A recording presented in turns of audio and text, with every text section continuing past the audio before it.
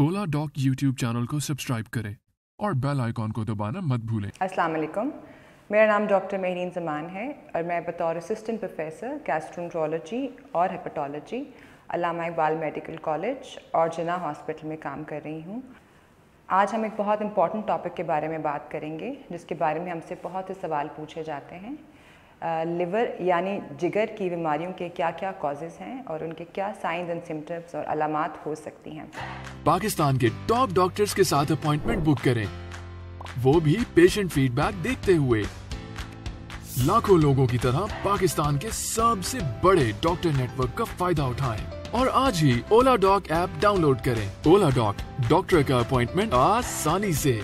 जिगर की बीमारियों की वजूहात दो किस्म की होती हैं। एक तो आपके वो जीन्स में हो सकती हैं और दूसरा वो किसी एक्सटर्नल फैक्टर्स यानी वायरसेस की वजह से, अल्कोहल के इस्तेमाल की वजह से या वज़न ज़्यादा होने की वजह से आपका जिगर ख़राब हो सकता है। लिवर यानी जिगर की बीमारियों के इनिशियली शुरू में कोई भी सिम्टम नहीं आते हैं और आहिस्ता आहिस्ता उसके सिम्टम्स आना शुरू हो जाते हैं और फिर लिवर सिरोसिस स्टार्ट हो जाता है और आहिस्ता आहिस्ता लिवर फेलियर की तरफ भी जा सकता है। इसलिए ज़रूरी है कि जिगर की जो भी बीमारी है उसका एज सून एज़ पॉसिबल जल्द अज जल्द उसका इलाज किया जाए। जिगर की बीमारियों के क्या क्या सिम्टम्स यानी अलामात हो सकते हैं, इसमें आपकी आँखों का या आपकी जिल्द का येलो पीला हो जाना ये एक सिम्टम है।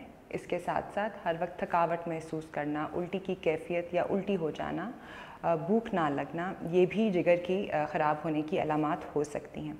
इसके अलावा ख़ारिश होना, छोटी पेशाब का रंग बहुत डार्क येलो हो जाना या बड़ी पेशाब का कलर भी चेंज होना, ये भी हेपेटाइटिस या जिगर की बीमारियों की सिम्टम्स हो सकते हैं। इसके अलावा पेट में दर्द हो जाना, पेट सूज जाना और इसके अलावा आपके एंकल्स यानी कि आपके टखने सूज जाना या आपकी लेग्स की स्वेलिंग, ये भी लिवर की बीमारी में हो सकता है।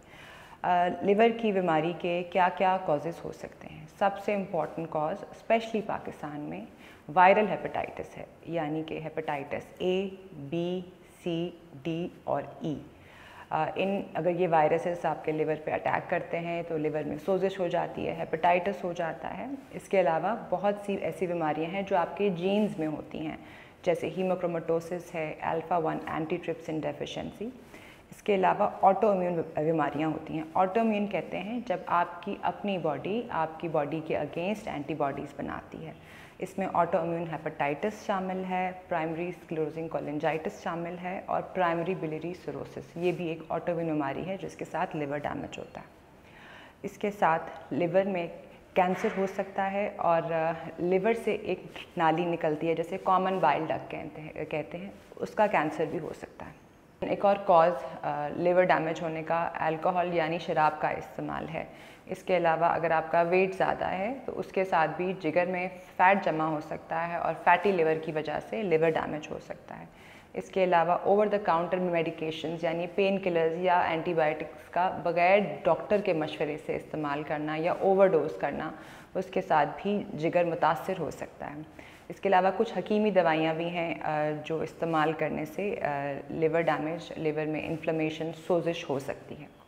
ऐसे क्या रिस्क फैक्टर्स हैं जिसकी वजह से लिवर डैमेज होने के चांसेस ज़्यादा हो जाते हैं? अगर आपको शुगर है और वो कंट्रोल नहीं है तो उसके साथ जिगर में फ़ैट जमा हो सकता है और लिवर डैमेज हो सकता है।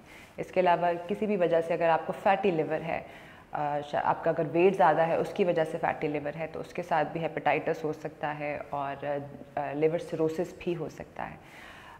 इसके अलावा ऐसे इंजेक्शंस जो कि पहले से इस्तेमाल शुदा हों, ऐसी सिरिंजेस जो इस्तेमाल शुदा हों, उनके इस्तेमाल से लिवर के डैमेज होने के चांसेस ज़्यादा होते हैं।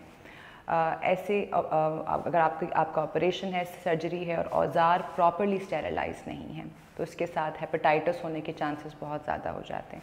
Unprotected sex is also an important risk factor of liver disease. इसके अलावा जैसे मैंने पहले भी बताया कि डॉक्टर के मशवरे के बगैर दवाइयों का बिला वजह इस्तेमाल करना, ये भी लिवर डैमेज की एक वजह हो सकता है। अगर आपका काम ऐसा है जहाँ पे बहुत केमिकल्स के साथ एक्सपोजर है तो उसके साथ भी लिवर डैमेज और हेपेटाइटिस होने के चांसेस ज़्यादा हो जाते हैं। एक और इम्पॉर्टेंट रिस्क फैक्टर जिससे हेपेटाइटिस हो सकता है, जिगर ख़राब हो सकता है। वो अगर आप खून लगवाएं और वो खून प्रॉपरली स्क्रीन ना किया गया हो हेपेटाइटिस के लिए या HIV के लिए, तो उसके साथ भी लिवर डैमेज हो सकता है। और अगर आपकी फैमिली हिस्ट्री है किसी भी तरह के लिवर डिज़ीज़ की, तो आपके लिवर डिज़ीज़ होने के चांसेस ज़्यादा हो जाते हैं। ऐसे क्या क्या स्टेप्स हम ले सकते हैं जिसके साथ लिवर डिज़ीज़ होने के चांसेस कम हो जाएं और लिवर डिज़ीज़ से बचा जा सके।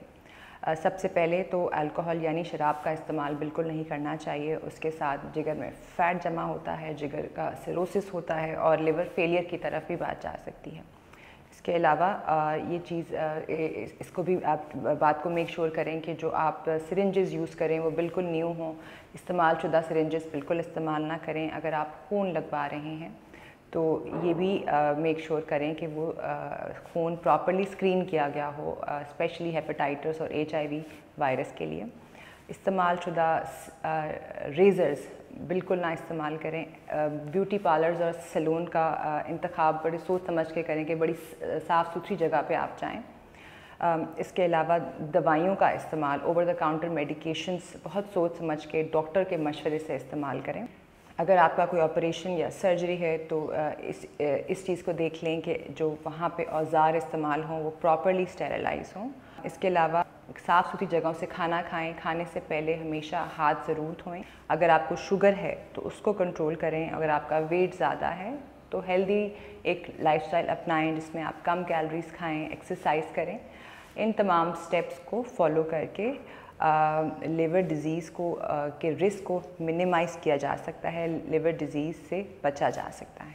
अगर आप मुझसे ऑनलाइन या इन क्लिनिक अपॉइंटमेंट लेना चाहते हैं तो ऑलोडॉक के थ्रू आप मुझसे अपॉइंटमेंट ले सकते हैं। मैं चुगताई मेडिकल सेंटर, लालक चौक THA फ़ेज़ 2 में मंडे, वेडनेसडे, थर्सडे और फ्राइडे शाम 6 से 8 प्रैक्टिस करती हूँ।